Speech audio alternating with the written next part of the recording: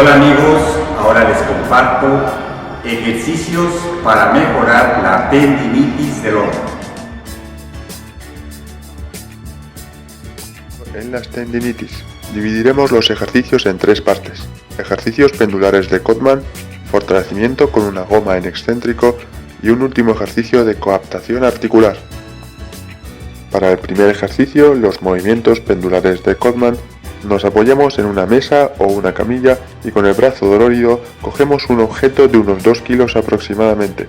Desde esa posición y recostados hacia adelante realizamos movimientos pendulares con nuestro brazo, haciendo una serie de 2 minutos, 1 minuto en cada dirección.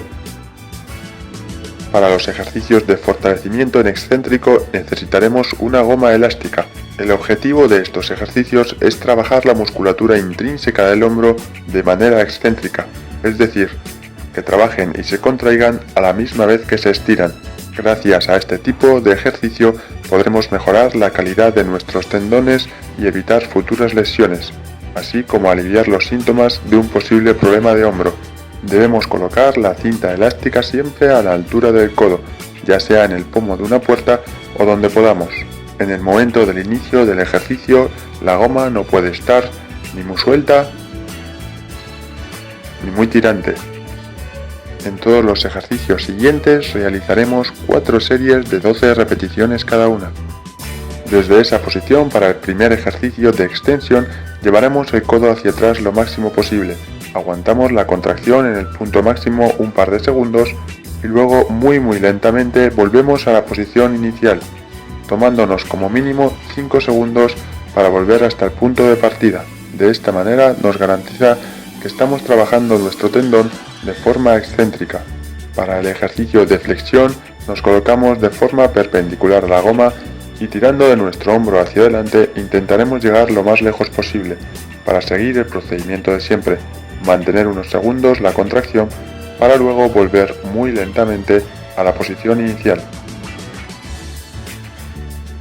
Para los ejercicios de rotación necesitamos introducir una toalla o una almohada entre el codo y nuestro cuerpo, y desde la posición que observamos en el vídeo realizamos el mismo procedimiento. Hay que prestar atención en los movimientos de rotación, ya que los músculos que realizan el movimiento son más frágiles.